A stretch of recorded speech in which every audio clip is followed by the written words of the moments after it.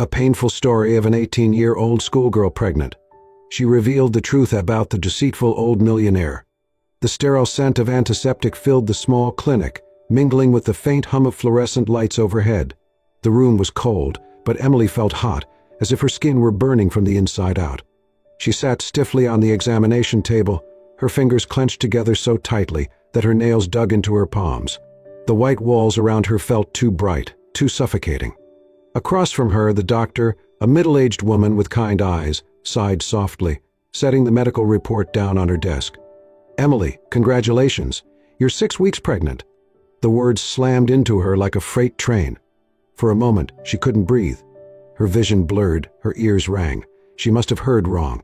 No, that's not possible," she whispered, shaking her head. The doctor gave her a sympathetic look. "I understand this must be a shock, but the test is accurate. You're pregnant." Emily felt nauseous. Her hands trembled as she reached for the paper the doctor slid toward her, proof of what she had just said. Her name, her age, the gestational period. It was all real. Huh! Her throat tightened. No, oh my God, no. She felt her breath coming in short, panicked gasps, her heartbeat pounding so loudly it drowned out everything else in the room. This couldn't be happening. This wasn't happening. She stumbled off the examination table, gripping the edge for support. I have to go," she stammered. The doctor stood, concern flashing in her eyes. "Emily, wait. You don't have to decide anything right now. You should talk to someone." But Emily wasn't listening. She grabbed her bag and rushed out of the clinic, barely hearing the receptionist calling after her. The cold evening air hit her like a slap as she stumbled onto the street, but it did nothing to calm the storm raging inside her. She was pregnant, and she knew exactly who the father was. Emily's fingers curled tightly around the report as she walked aimlessly through the city, tears blurring her vision. Her mind was a whirlwind, dragging her back to the moment she had tried so hard to suppress. Richard. A name that once brought her comfort, admiration, trust. Now it was nothing but poison in her veins. She had believed in him, a powerful, wealthy man who had taken an interest in her. He had been kind, offering her guidance, support, protection. She had been so naive. She should have seen the warning signs. The way he lingered too long when touching her shoulder. The way his compliments shifted, from calling her brilliant to calling her beautiful. The way he tested boundaries, inching closer each time. And then one night, he had crossed the line entirely. Emily squeezed her eyes shut, willing the memories to disappear. But they wouldn't. They clung to her, digging in like thorns, reminding her of what she had lost. Her innocence, her trust, her control over her own life. And now? She was pregnant with his child. The thought made her stomach twist violently. She couldn't have this baby. She shouldn't have this baby. But the moment the thought crossed her mind, a sharp pain stabbed through her chest. She pressed a trembling hand against her stomach. There was a life inside her. A part of her wanted to deny it, reject it, erase it. But another part of her, a quiet, unfamiliar voice deep inside, told her that she couldn't do it. Because if she did, then Richard would win. And she couldn't let that happen. She needed justice. She needed to make him pay. With renewed determination, Emily wiped her tears and turned back toward the city. There was only one place she needed to go. Richard's estate. Tonight, she would face him. The iron gates of Richard Whitmore's mansion loomed high above Emily as she stood outside, her breath shaky, but determined. She had been here countless times before, but never like this. Never with a secret so heavy it could shatter her entire world. A part of her screamed to turn back, to run, to pretend none of this was real. But it was real, and she needed answers. Taking a deep breath, she steeled herself and walked forward. The moment she stepped inside, the scent of expensive cologne and polished wood filled her nose, a sharp contrast to the dirt and betrayal clinging to her heart. Everything was exactly as she remembered, the towering marble columns, the glittering chandelier, the luxurious silence that only true wealth could afford. But the warmth she once associated with this place? Gone. Gone. "Emily?" Richard's voice drifted down from the grand staircase. She turned to see him descending the steps, dressed in an expensive suit, his silver hair neatly combed, his expression carefully composed. For a brief second, something in her chest tightened. This was the man who had once mentored her, who had made her believe he cared. But then she remembered. Ah, the touches, the whispers, the lies. And suddenly, all she felt was rage. She clenched her fists. "We need to talk." Richard studied her, his sharp eyes scanning her face. Then, with an indulgent smile, he motioned toward the sitting room. "Of course, darling. Let's talk." The sitting room was too perfect, too elegant, filled with artifacts of a man who had everything yet always wanted more. Emily sat across from him, her pulse pounding as Richard poured himself a glass of scotch, the ice clinking softly. "So," he said smoothly, leaning back in his chair, "to what do I owe the pleasure?" Emily took a deep breath. "I'm pregnant." The words felt foreign in her mouth, like they didn't belong to her. Richard's hand froze midair, his fingers gripping the crystal glass just a little too tightly. For the first time she saw genuine shock flicker across his face. But it was gone in an instant. He set his drink down, tilting his head. "And," he said, voice eerily calm. Emily's stomach churned. "And it's yours." Silence. Then, Richard let out a quiet chuckle, shaking his head as if she had just told him an amusing joke. "My dear," he said smoothly, "you don't actually expect me to believe that, do you?" Emily's fingernails dug into her palms. "I'm not lying, Richard." He studied her for a long moment, then let out a deep sigh and stood up, adjusting the cuffs of his expensive shirt. "Let's say, for argument's sake, that what you're saying is true," he mused, pacing slowly. "What exactly do you want from me? Money? An apartment? A settlement to keep this quiet?" Emily's stomach turned to ice. He wasn't surprised. He wasn't angry. He was calculating. Like she was just another problem to be handled. A mistake to be erased. "You," she whispered, her voice barely audible. "You don't care at all, do you?" Richard finally looked at her, and for the first time, his mask fully dropped.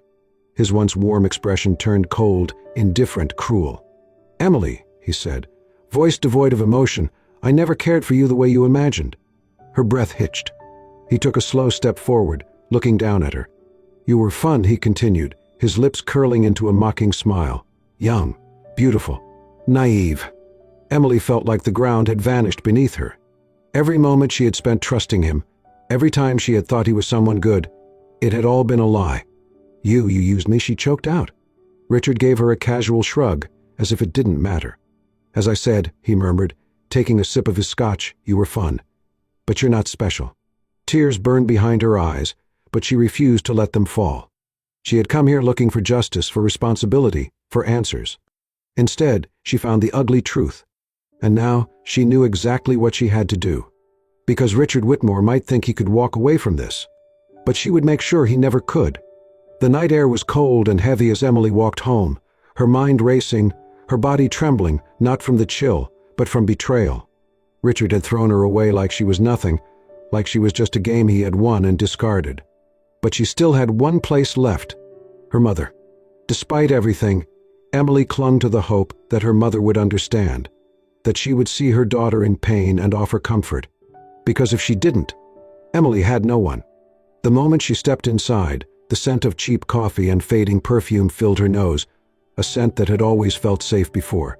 But tonight, even home felt hostile. Her mother sat at the small kitchen table, flipping through bills, her brow furrowed in frustration. When she looked up, her expression softened for a second, before she noticed Emily's tear-streaked face and the tension in her shoulders. "Emily?" she asked cautiously. "What's wrong?" Emily swallowed hard. She had practiced the words in her head on the walk home, but now, standing in front of the woman who had raised her, her voice failed her. But she had no choice. She took a shaky breath. "Mom, I'm pregnant." The silence was instant, heavy, suffocating. Emily's mother blinked once, twice, as if waiting for her to say "just kidding." But Emily didn't. "Ta." The chair scraped violently against the floor as her mother stood abruptly, her face twisting in something between shock and disgust. "What did you just say?" Emily flinched but forced herself to stand her ground. "I'm pregnant," she repeated, her voice barely above a whisper. Her mother stared at her for what felt like forever. Then, suddenly, slap. The force of it sent Emily stumbling back, her cheek burning, her heart shattering. "You stupid girl," her mother spat. "Do you have any idea what you've done?" Emily's breath hitched. "Mom, please, You've ruined everything." Her mother's voice was shaking with rage. "Do you know what people will say? Do you know how embarrassed I'll be?" Emily's chest tightened. Embarrassed. Her mother wasn't angry because she was hurting. She was angry because of what people would think. Tears burned in Emily's eyes. "I thought you'd help me," she whispered. Her mother laughed bitterly. "Help you? Help you do what? Become a teenage single mother?" Emily held her stomach instinctively. "I'm keeping the baby." The words slipped out before she could stop them, but as soon as she said them, she knew they were true. Her mother's face twisted in fury. "No, you're not," she snapped. "You're getting rid of it."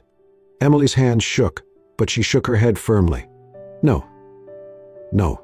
Her mother slammed her hand against the table. "Do you think I'm going to let you ruin this family?" she hissed. "Do you think I'll let people talk about how my stupid daughter got knocked up and destroyed her future?" Emily bit her lip, fighting back sobs. "Mom, please?" But her mother was done listening. "If you don't get rid of that baby," she said coldly, "you're not my daughter anymore." Emily froze. The words hit harder than any slap ever could. Tears spilled down her cheeks, her chest aching. She had nowhere else to go. But she had already lost so much. She couldn't lose her child too. Taking a shaky breath, she lifted her chin. "Then I guess I don't have a mother anymore." Her mother's eyes flashed, and before Emily could prepare herself, she was shoved out the front door. The last thing she heard before the door slammed shut behind her was her mother's voice. "You made your choice. Now live with it." And just like that, Emily was alone. For the first time in her life, she had nowhere to belong. No home, no family. Nothing but the baby growing inside her. The cold night wind whispered against her skin, but it wasn't as cold as the emptiness in her heart. She pulled her thin jacket tighter around herself, trying to hold herself together. She had lost everything, but she would not lose this baby. No matter what. The neon lights of the city flickered above Emily as she sat in a cramped, dimly lit cafe, her hands shaking around a cup of lukewarm coffee. The events of the past few days had left her homeless, abandoned, and broken, but not defeated. She had nothing left to lose. And if Richard Whitmore thought he could walk away unscathed, he was about to learn just how wrong he was. Her fingers trembled as she scrolled through her phone, digging into old messages, emails, pictures, anything that could serve as proof. And then she found them. Messages from Richard. Some were subtle, "You're special, Emily," different from other girls. Some were blatantly predatory, "Don't tell anyone about us, they wouldn't understand." And the worst ones? The ones where he had promised to take care of her. Lies. All of it. Emily's stomach twisted as she stared at the words, but she forced herself to stay strong. This wasn't just about her anymore. How many other girls had Richard done this to? How many had stayed silent? She would not be one of them. Taking a deep breath, she clicked on a contact in her phone, Lisa Carter, her best friend from high school. The only person she still trusted. "Lisa, I need your help." Lisa's apartment was small, cluttered with books and leftover takeout containers, but to Emily, it felt safe, something she hadn't felt in days. Lisa listened in shock and horror as Emily laid everything bare, the affair, the manipulation, the pregnancy, the threats. "Jesus, Emily," Lisa whispered, rubbing her temples. "That man belongs in prison." Emily let out a dry laugh. "Tell that to the police. You think they'd believe me over a billionaire?" Lisa frowned. "Maybe not the police, but what about the press?" Emily hesitated. "The press?" Lisa nodded, grabbing her laptop. "I know someone, Daniel Harper. He's an investigative journalist. He's been trying to take down corrupt elites for years. If anyone will listen to you, it's him." Emily's heartbeat quickened. A journalist, someone with reach, power, influence. Could she really do this? Richard would destroy her if he found out. But if she didn't, he'd destroy someone else next. Emily clenched her jaw. Call him. The next evening, Emily found herself sitting across from Daniel Harper, a tall, sharp-eyed man in his mid-30s who radiated skepticism. "So let me get this straight," he said, voice cool, analytical. "You're accusing Richard Whitmore, a respected businessman, of seducing and impregnating you." Emily nodded, meeting his gaze without flinching. "I'm not accusing him. I'm telling you the truth." Daniel leaned back, arms crossed, eyes searching hers. "Do you have proof?" Emily reached into her bag and pulled out her phone. One by one, she showed him the messages, emails, photos. She watched his expression change, from doubt to unease to something sharper. "You're not lying," he muttered. Emily exhaled shakily. "No, I'm not." Daniel rubbed his chin, his journalist instincts kicking in. If we publish this, Emily, Richard will come after you. He'll deny everything, sue for defamation, ruin your life. Emily straightened her back. He already ruined my life. A beat of silence. Then Daniel gave her a small, approving nod. All right, he said. Let's bring him down. Emily woke up to the sound of her phone buzzing relentlessly. At first she thought it was Lisa. Or maybe Daniel. But when she groggily reached for the device and saw the notifications, her heart stopped. Headlines, everywhere. Billionaire Richard Whitmore accused of seducing an impregnating 18-year-old girl. Powerful business mogul faces explosive allegations. Victim speaks out. He manipulated me. Emily's breath hitched as she scrolled through the articles. Screenshots of messages, emails, and photos, all the evidence she had given Daniel, were plastered across news sites. It was real. The world finally knew the truth. And now, there was no turning back. By noon, the media storm had erupted into chaos. News anchors discussed the scandal on live TV. Online forums were flooded with public outrage. Some people supported Emily, praising her for coming forward. But others? They attacked her, calling her a gold digger, a liar, a girl looking for fame. Emily tried to ignore it, but the weight of the backlash pressed down on her like a boulder. Then came the legal threats. A letter arrived at Lisa's apartment, where Emily had been hiding out, delivered by a man in an expensive suit. Inside was a cease and desist order. Richard was suing her for defamation. Lisa grabbed the paper, her hands shaking with rage. That bastard is trying to silence you. Emily swallowed hard. She had expected this. Richard wasn't a man who let scandals ruin him. He was a man who crushed problems before they could destroy him. And she? She was his problem now. But Emily wasn't going to back down. She had already lost everything. She wasn't about to lose her voice too. A few days later, as Emily walked home alone from a nearby convenience store, she felt it. A presence. A pair of eyes watching her. Her heartbeat quickened as she picked up her pace, gripping her bag tightly. She turned a corner, and so did they. Panic crawled up her spine. Was she being followed? She ducked into an alley, pressing herself against the cold brick wall, trying to steady her breathing. Footsteps. Slow, deliberate. Then, a deep voice behind her. You should drop this, girl. Emily froze. Her blood ran ice cold. She turned slowly, her stomach twisting in fear. A man in a dark coat stood just a few feet away, his face hidden under the dim streetlight. You don't know who you're messing with, he said, voice low, threatening. Take back what you said about Mr. Whitmore, or else. Emily's pulse pounded. Richard had sent someone after her. She should be terrified. But instead, anger surged through her veins. She lifted her chin, her voice steady despite the fear clawing at her chest. I won't be silent. The man stared at her, a flicker of amusement in his cold eyes. Then he stepped back. Suit yourself, he murmured. And then, just like that, he was gone. Emily collapsed against the wall, her breath coming in ragged gasps. She was in real danger now. But she wouldn't stop. Because Richard Whitmore wasn't going to get away with this. Not this time. Emily sat in Lisa's small apartment, staring blankly at the newspaper in front of her. The headline screamed Richard's name, his face plastered across every news outlet in the country. The scandal had exploded beyond anything she could have imagined. And yet, he was still free. Still powerful. Still untouchable. Until now. Her phone buzzed. A number she didn't recognize. Hesitantly, she answered. Hello. A raspy voice came through the line. Older. Worn. But filled with something she recognized, rage. Emily, my name is Linda Carter, the woman said. I used to work for Richard Whitmore. Emily sat up, pulse quickening. And I have something you need to hear. The cafe was nearly empty when Emily arrived. She spotted Linda immediately, a woman in her 60s with tired eyes and a wary expression, as if the weight of the past still clung to her.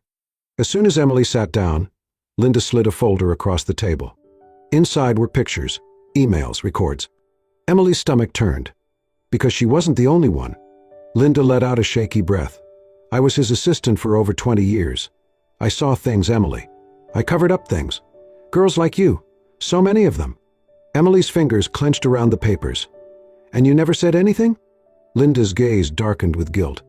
I was scared. He made sure everyone around him was. But I can't stay silent anymore." She leaned forward, voice low but firm. "You're the first girl to fight back, and I want to help you end this." Emily met her eyes, feeling the weight of the moment. This was it. This was the proof she needed to destroy Richard Whitmore. And this time he wouldn't walk away. Daniel Harper's office was buzzing with energy, tension, urgency. Linda sat across from him, recounting everything: the secret payoffs, the underage victims, the cover-ups. Daniel took notes, his jaw tightening with every disgusting detail. "This is bigger than we thought," he muttered, running a hand through his hair. "With this evidence, we're not just exposing a scandal, we're exposing a criminal empire." Emily swallowed. "So what do we do?" Daniel's expression hardened. "We go all in." The next morning, the story dropped. Richard Whitmore, predator exposed. Inside the Millionaire's secret abuse ring. New witnesses come forward against disgraced business tycoon. The article detailed everything. Linda's testimony, the records, the hush money payments. And most damning of all, Emily's story. Her name, her face, her voice. And she didn't hide any of it. By the afternoon, all hell had broken loose. Richard's company stocks plummeted. Investors pulled out in droves. His board of directors held emergency meetings, distancing themselves from him. His lawyers struggled to contain the fallout. But this time, money couldn't silence the truth. More women came forward. More victims spoke up. And the world finally saw Richard Whitmore for what he truly was: a monster in a suit. And Emily? For the first time in months, she felt powerful. The city was buzzing with outrage.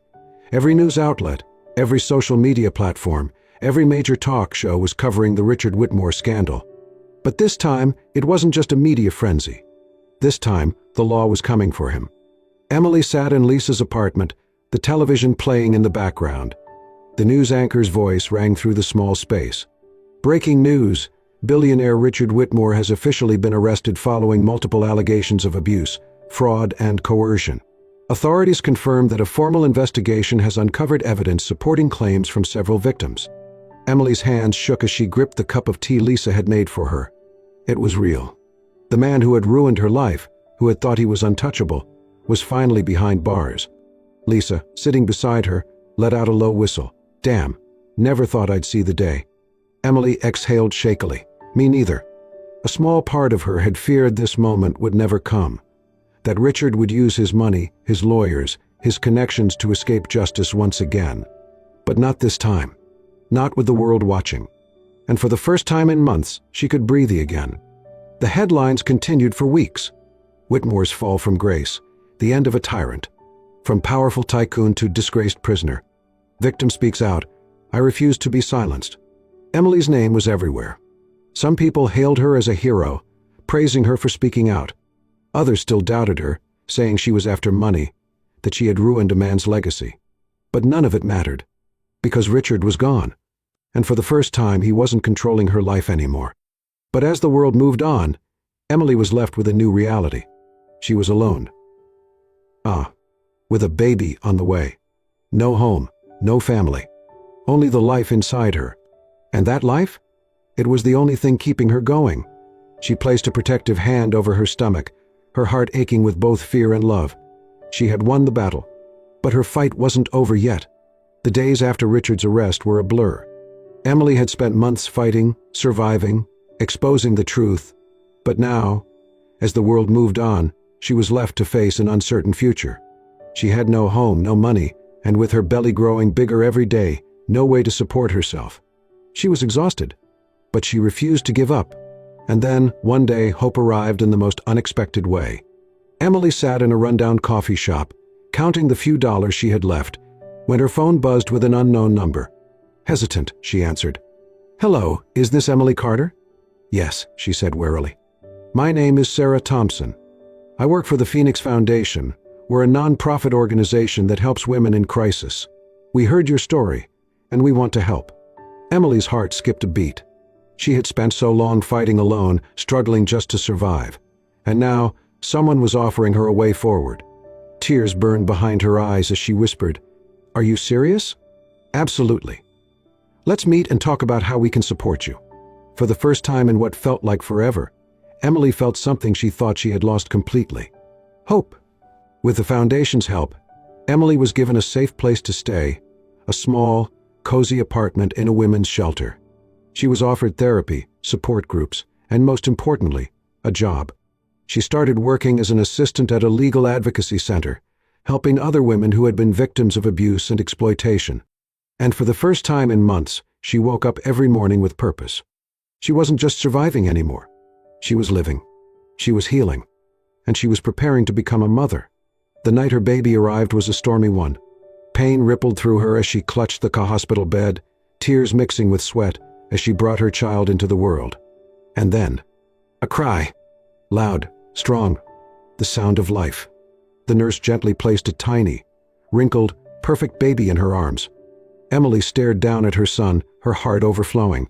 Tears spilled freely down her cheeks as she whispered, "Hi, little one." His tiny fingers curled around hers, and at that moment, everything changed. The pain, the suffering, the loneliness. It had all led to this moment, a moment of pure love. She kissed his soft forehead, holding him close. "I will love you," she whispered. "I will protect you. Always." And for the first time, she truly believed it. Because she wasn't that scared, broken girl anymore. She was Emily Carter, a survivor, a fighter, a mother. Months passed, and life slowly took shape. Emily worked harder than ever, saving money, planning for her son's future. She had a home now, a job, a reason to wake up each morning. One afternoon, as she walked through the park with her baby in a stroller, she stopped for a moment, feeling the warm sun on her face. The past no longer felt like a weight dragging her down. It was just a story she had survived. She looked down at her son, who blinked up at her with bright, curious eyes. And she smiled. Because for the first time in her life, she knew she was going to be okay. As Emily stepped forward into her new life, she proved that strength isn't about where you come from. It's about how you rise after falling. She had been betrayed, abandoned and hurt, but she never stopped fighting. And in the end, she didn't just survive, she thrived. Because true power doesn't come from wealth or status. It comes from resilience, love, and the courage to never give up. If this story moved you, don't forget to like, share, and subscribe to Soul-Stirring Stories for more emotional and inspiring tales. Turn on notifications so you never miss a story that will touch your heart. Thank you for watching. And remember, no matter how dark the past is, the future is always yours to rewrite. See you in the next story.